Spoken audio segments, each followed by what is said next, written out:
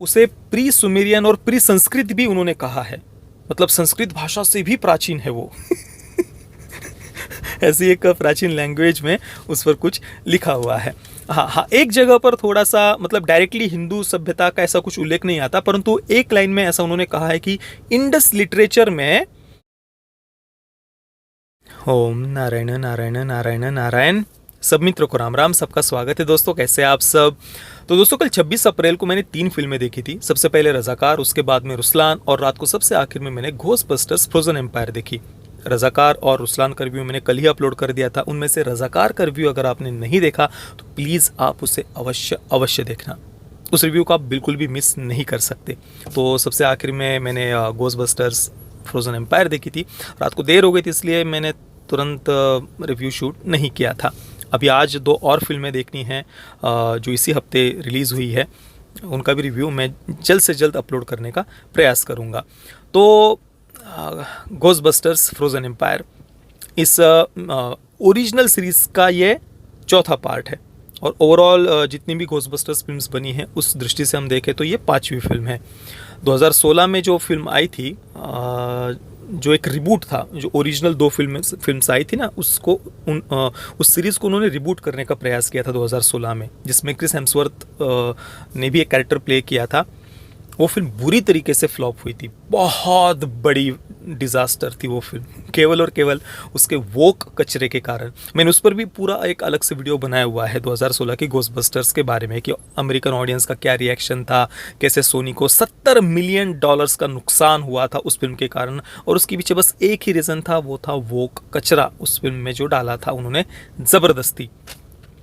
फिर शायद उस गलती से उन्होंने कुछ सीख ली या जो भी हो, उस रिबूट को उन्होंने कैंसिल कर दिया था, और 2021 में उन्होंने घोस्टबस्टर्स आफ्टर लाइफ रिलीज़ की थी, जो ओरिजिनल 2 जो फिल्म्स थी उनका डायरेक्ट सीक्वल थी। वो पहली फिल्म 1984 में आई थी, उसके बाद में दूसरी घोस्टबस्टर्स 1989 में आई थी। तो उसके 32 वर्षों के बाद में सीधा उसका डायरेक्ट सीक्वल उन्होंने 2021 में रिलीज़ किया था, जो मुझे बहुत बहुत ज़्यादा पसंद आया था, घोस्टबस्टर्स आफ्टर लाइफ 2021 की। इवन ओरिजिनल दोनों फिल्मों से भी ज़्यादा बेटर मैंने उसे कहा था। और सीरियसली मतलब देखिए, जो ओरिजिनल दोनों फिल्म्स है वो ऑब्वियसली बहुत ज़्यादा बढ़िया है। एक पूरी अलग से उनकी फ़ैन फॉलोइंग है, और उन दोनों फिल्मों ने कई सारी उसके बाद में आई हुई हॉरर कॉमेडी फिल्म्स को इंस्पायर भी किया है।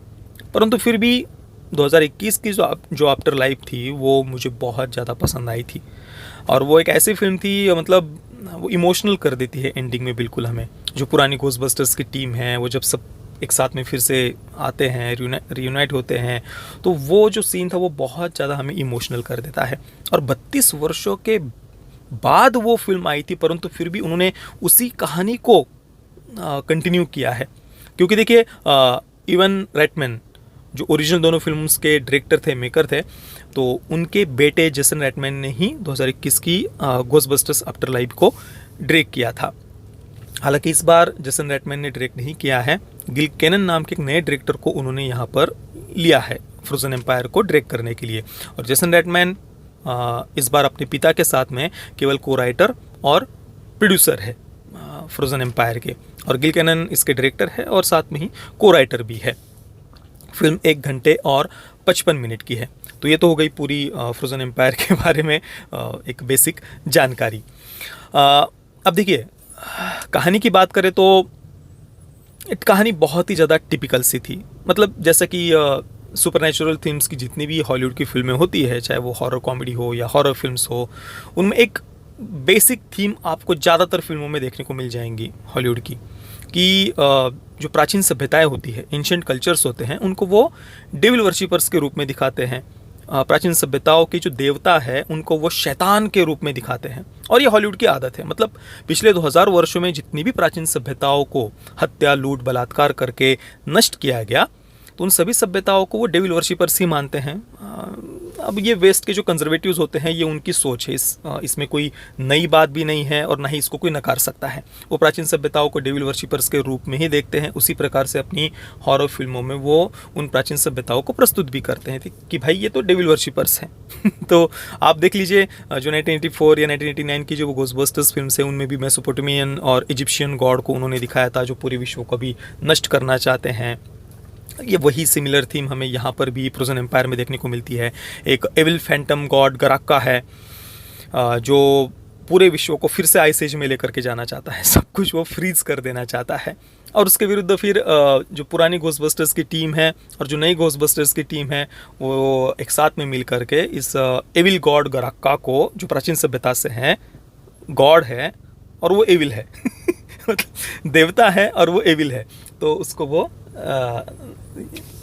कैसे उसके विरुद्ध ये पुरानी और नई टीम मिल करके लड़ती है, वही इसकी कहानी है जो हमें ट्रेलर से स्पष्ट पता भी चल रही थी कहानी कुछ। और यही बात इस फिल्म की सबसे बड़ी कमी भी है फ्रोजन एम्पायर की, कि कहानी में एक तो कुछ नयापन नहीं था, ऊपर से जो कुछ था वो उन्होंने ट्रेलर में ही रिवील कर दिया था। तो जो एक एक्साइटमेंट, उत्सुकता, ट्विस्ट और टर्न्स, सस्पेंस कुछ होना चाहिए था वो इसमें नहीं था। शुरुआत से ही पता होता है क्या होने वाला है, परंतु जो मेन मुद्दा है, मेन मुद्दे पर आने पर फिल्म बहुत समय लेती है।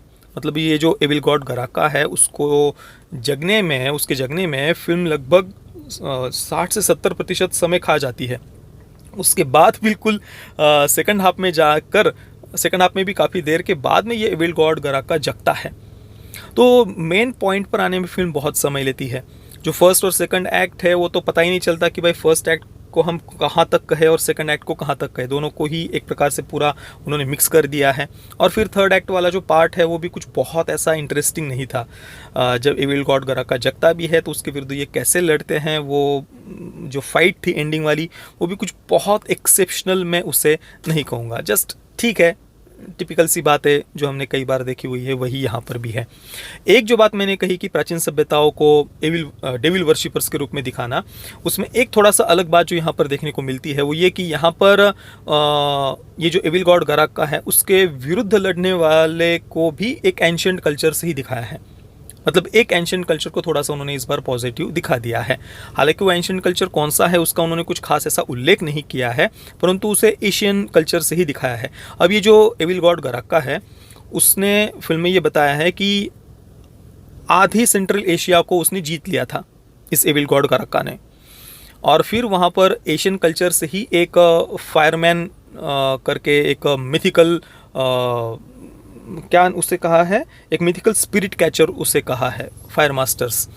तो उन्होंने ये जो फायर मास्टर एक परिवार है जिनके पास में शक्ति है अग्नि को कंट्रोल करने की, जो एशियन कल्चर से ही है, परंतु उसे हिंदू नहीं दिखाया है उन्होंने। तो वो ये जो फायर मास्टर्स है वो उस एविल गॉड गराक्का को बंदी बना लेते हैं उस समय जब उसने आधी सेंट्रल एशिया को जीत लिया था, और तब से वो बंदी है एक प्राचीन आर्टिफैक्ट में, एक वस्तु ऐसे गोल बॉल की तरह है। तो उसे मेजो अरेबियन कुछ भाषा में उसमें कुछ पर कुछ लिखा हुआ है, ऐसा फिल्म में बताया है, मेजो अरेबियन भाषा में कुछ उस पर लिखा हुआ है। तो उस फायरमैन जो है उन्होंने उसको बंदी बना लिया था, और उन फायरमैन्स की जो परिवार है उसका अभी का जो वंशज है उसका नाम है नदीम, और उस कैरेक्टर को प्ले किया है कुमार नांजियानी ने, जिसे इससे पहले भी हमने कुछ हॉलीवुड की फिल्मों में देखा हुआ है। मार्वल की भी एक फिल्म में एक इंडियन सुपर हीरो का कैरेक्टर कुमार नांजियानी ने प्ले किया था। तो यहाँ पर नदीम का कैरेक्टर है जो फायरमैन के उस परिवार से है जिन्होंने उस प्राचीन आर्टिफैक्ट को काफ़ी लंबे समय तक अपने पास में संभाल करके रखा था कि कहीं ये एविल गॉड गराक्का बाहर ना निकल जाए। तो ये एक फायरमैन वाला एक थोड़ा सा पॉजिटिव एक एंशिएंट कल्चर को उन्होंने दिखाया है। और ये जो मेजो अरेबियन जो लैंग्वेज में उसमें कुछ लिखा, उस पर कुछ लिखा हुआ है उस प्राचीन आर्टिफैक्ट पर, तो उसे प्री सुमेरियन और प्री संस्कृत भी उन्होंने कहा है, मतलब संस्कृत भाषा से भी प्राचीन है वो ऐसी एक प्राचीन लैंग्वेज में उस पर कुछ लिखा हुआ है। हाँ, एक जगह पर थोड़ा सा मतलब डायरेक्टली हिंदू सभ्यता का ऐसा कुछ उल्लेख नहीं आता, परंतु एक लाइन में ऐसा उन्होंने कहा है कि इंडस लिटरेचर में सेक्रेड फायर का उल्लेख आता है। इंडस लिटरेचर उन्होंने कहा है, और सेक्रेड फायर मतलब पवित्र अग्नि का उल्लेख आता है। तो उसी पवित्र अग्नि को कंट्रोल करने की जो शक्ति है वो फायरमैन्स में है। और उनका अभी का जो वंशज है उसका नाम नदीम है, जो फिर बाद में इस एविल गॉड गराक्का को काबू करने में, कंट्रोल करने में, बंदी करने में घोस्टबस्टर्स की टीम की मदद करता है। तो मतलब देखिए, कहानी में ऐसा कुछ ट्विस्ट और टर्न्स नहीं थे, सस्पेंस नहीं थे, पहले से ही सारी बातें पता होती है और इस कारण से कहानी प्रोग्रेस कर रही है ऐसा लगता ही नहीं है, रुकी रुकी हुई सी कहानी लगती है। और जो कैरेक्टर्स थे वो भी कुछ खास उनमें ऐसा होता नहीं है, मतलब ठीक है फिल्म चल रही है तो चलती जाती है। और इस फिल्म की एक विशेष बात यह है कि आप जब इस फिल्म को देख कर के बाहर आएंगे थिएटर से, तो आप अपने आप से ही पूछेंगे कि भाई फिल्म अच्छी थी, खराब थी, मतलब खराब तो लगती ही नहीं है, और कुछ बहुत अच्छा कहे ऐसा भी अंदर से कुछ नहीं लगता। मतलब थी तो थी फिल्म, सब कुछ अच्छा लगता है फिल्म में। विजुअल्स बहुत बढ़िया थे, जो एविल गॉड गराक्का है वो जिस प्रकार से सब कुछ फ्रीज कर देता है, वो जो सीजीआई से जो कुछ भी उन्होंने आइस क्रिएट किया है वो भी सब कुछ बहुत बढ़िया लगता है। सिनेमेटोग्राफी बढ़िया थी, कुछ सीन्स बहुत ही ज़्यादा सुंदर दिखते हैं, टेक्निकली फिल्म वेल मेड लगती है, परफॉर्मेंसेस बढ़िया थे, तो सब कुछ अच्छा अच्छा लगता है फिल्म में। परंतु फिर भी कुछ कमी कमी सी लगती है, और कमी यही है कि कुछ सस्पेंस नहीं था, थ्रिल नहीं था, जस्ट फिल्म चलती जाती है इसलिए चलती जाती है। क्या होने वाला है वो हमें पहले से पता होता है, और कैरेक्टर्स में उनके पर्सनल लाइफ में भी कुछ ऐसा बहुत इंटरेस्टिंग नहीं हो रहा होता। बहुत सारे अलग अलग घोस्ट्स उन्होंने यहाँ पर दिखाए हैं, जिन्हें हम क्रीचर्स भी कह सकते हैं, जो कुछ थोड़े बहुत फनी भी थे, पर वो बस ऐसे ही डालना था इसलिए डाल दिया। उनकी कुछ ऐसी खास अलग से कहानी, सब प्लॉट उनके साथ में उन्होंने ऐड नहीं किया है। तो फिल्म ना निराश करती है और ना ही कुछ बहुत बढ़िया लगती है। आप फिल्म देखेंगे तो ऐसा भी नहीं लगेगा कि आपने समय खराब किया, जस्ट एक टिपिकल सी घोस्टबस्टर्स फिल्म, हम इसको एक टिपिकल सी हॉरर कॉमेडी फिल्म हम इसे कह सकते हैं। जब मैंने इसका ट्रेलर देखा था फ्रोजन एम्पायर का, तो घोस्टबस्टर्स वाली वो फीलिंग आ ही नहीं रही थी, क्योंकि ये एक हॉरर कॉमेडी सीरीज़ है। और इसकी सबसे बढ़िया बात, सबसे बड़ा प्लस पॉइंट ही है कि इनकी ये जो घोस्टबस्टर्स की टीम है, विशेषतः जो 1984 और 1989 वाली जो पुरानी टीम है, उनकी आपस में हंसी मजाक करना, मजाक मस्ती करना, एक दूसरे की छेड़खानी करना, जो एक थोड़ा सा बचकाना उनका स्वभाव था, तो वो जो कॉमेडी ह्यूमर था ना, उस पूरी टीम के बीच की जो फ्रेंडशिप है, वो सब बातें सबसे ज़्यादा बड़ा प्लस पॉइंट था। और जब मैंने फ्रोजन एम्पायर का ट्रेलर देखा तो वो बहुत ज़्यादा डार्क लग रहा था, बहुत सीरियस लग रहा था।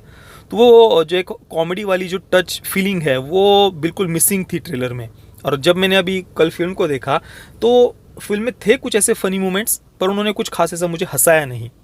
बाकी हाँ, फिल्म ज़्यादा थोड़ा सा सीरियस टोन में ही रहती है। तो ओवरऑल दिखने में फिल्म अच्छी है, सब कुछ अच्छा अच्छा लगता है, पर कुछ बहुत याद रखने जैसा नहीं था। तो ओवरऑल आफ्टर लाइफ 2021 की इस पूरी सीरीज़ की अब तक की सबसे बढ़िया फिल्म ही मैं उसे कहूँगा। और अभी जिस प्रकार से उन्होंने इस फिल्म को डेवलप किया है, कैरेक्टर्स हो या फिर जो घोस्ट को पकड़ने वाली जो कुछ उनका इक्विपमेंट या जो भी टेक्नोलॉजी उनकी है, उसको और ज़्यादा उन्होंने एडवांस बना लिया है। एक पूरा नया घोस्टबस्टर्स का हेडक्वार्टर उन्होंने न्यूयॉर्क सिटी में खोल लिया है, जहाँ पर कई सारे अलग अलग घोस्ट को उन्होंने प्रोटॉन्स वगैरह यूज़ करके उनको बंदी बना करके वहाँ रखा है। तो ये नया हेडक्वार्टर दिखाना, नए इक्विपमेंट दिखाना, उससे पता चलता है कि वे इस सीरीज़ को आगे भी बढ़ाने वाले हैं, जो कि आफ्टर लाइफ देखने के बाद में मैं भी इंटरेस्टेड था। क्योंकि जो नए कैरेक्टर्स उन्होंने ऐड किए थे, जैसे कि पॉल रड का गैरी का टीचर वाला कैरेक्टर, या फिर मकेना ग्रेस का फीबी वाला कैरेक्टर जो लड़की है, और उसके बाद में उसका जो भाई ट्रेवर है, मतलब हमारा स्ट्रेंजर थिंग्स का फिन वुल्फर्ड का कैरेक्टर ट्रेवर वाला, और एक पॉडकास्ट वाला भी कैरेक्टर था, उसे आफ्टर लाइफ में काफ़ी अच्छा उन्होंने उसका उपयोग किया था। यहाँ पर कुछ खास ऐसा स्क्रीन टाइम उसे नहीं था। तो ये जो पूरे नए कैरेक्टर्स उन्होंने ऐड किए थे ना, फीबी, ट्रेवर, गैरी, पॉडकास्ट, तो उनको मैं और देखना चाह रहा था। आफ्टर लाइफ के बाद मुझे लगा भी था कि यार काफ़ी इंटरेस्टिंग कैरेक्टर्स है, कास्टिंग भी बहुत बढ़िया उन्होंने एक्टर्स की है। पर अभी ये फ्रोजन एम्पायर में निराश किया है ऐसा तो मैं नहीं कहूँगा, अच्छा था और अभी भी मैं देखना चाहूँगा। मतलब ठीक थी यार, अच्छी थी फिल्म में, कुछ ख़राब कहने जैसा तो फिल्म में नहीं था। बाकी जो पुरानी जो घोस्टबस्टर्स की टीम है, यानी बिल मरी और उनका जो पीटर वेंकमैन का कैरेक्टर है और उनकी पूरी जो टीम है, वो बस नाम के लिए ही थे फिल्म में। आफ्टर लाइफ में ये बात थी कि भाई वो दिखेंगे नहीं दिखेंगे, तो एंडिंग में जब उनका केमियो दिखता है और सब मिलते हैं तो वो बिल्कुल इमोशनल कर देती है वो बातें। यहाँ पर पहले से पता था कि भाई ये सब दिखने वाले हैं, दिखते भी है, परंतु कुछ खास ऐसा स्क्रीन टाइम उन्हें नहीं था, बस उनके चेहरे दिखाने थे, इसलिए उन्होंने यहाँ पर दिखाए हैं। तो ये था मेरा ओवरऑल एक्सपीरियंस। लगभग सारी बातें तो हमने कर ही ली है। इस बार उन्होंने हिंदी में रिलीज़ किया है।